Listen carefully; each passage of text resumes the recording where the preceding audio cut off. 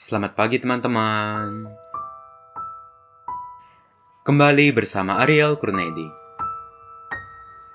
Kita akan merenungkan firman Tuhan dari buku Renungan Pagi, Anak dan Pelajar. Yesus sahabat terbaik dan setia. Yang disusun oleh Pastor Dr. Marolop Sagala. Mari kita awali dengan doa. Bapa di sorga, kami akan belajar firman-Mu. Tolong kami supaya firman-Mu menjadi pedoman dalam hidup kami hari ini. Dalam nama Tuhan Yesus kami berdoa. Amin. Hari ini, tanggal 20 Desember, judul renungan kita, Petrus pergi ke kubur. Ayat hafalan, Yohanes pasal 20 ayat 3. Maka berangkatlah Petrus dan murid yang lain itu ke kubur.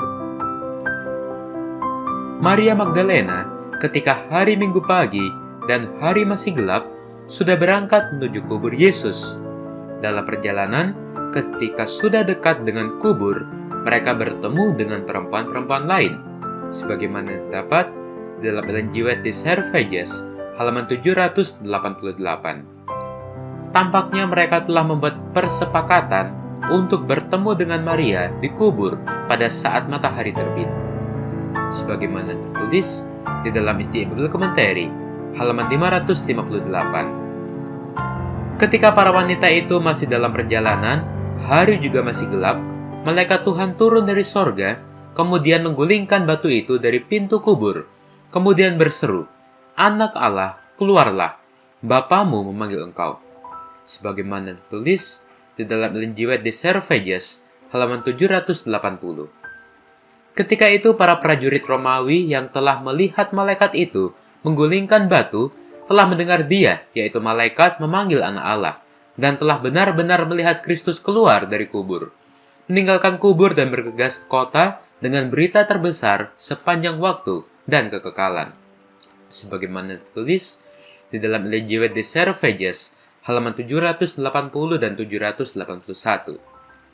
Ketika itu Maria Magdalena tiba di kubur dan melihat batu sudah terguling. Yesus sudah bangkit. Mereka melihat malaikat duduk di atas batu yang digulingkan itu. Tetapi karena ketakutan mereka hendak melarikan diri. Tetapi seruan malaikat yang berkata, "Jangan takut," kemudian memasuki kubur. Mereka menemukan malaikat lain duduk di lempengan batu tempat Yesus berbaring. Malaikat itulah yang menjelaskan kepada mereka bahwa Yesus telah bangkit dan hidup. Malaikat itu berkata, "Mengapa kamu mencari Dia yang hidup di antara orang mati? Ia tidak ada di sini, ia telah bangkit." Sebagaimana ditulis di dalam Lukas 24 ayat 5 dan 6. Kemudian mereka segera meninggalkan kuburan itu dan memberitahukan kepada murid-murid.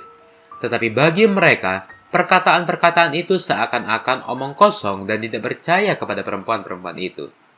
Sementara murid-murid tidak percaya akan berita kebangkitan Yesus, Petrus bangun, lalu cepat-cepat pergi ke kubur. Sebagaimana terdapat di dalam Lukas pasal 24 ayat 12.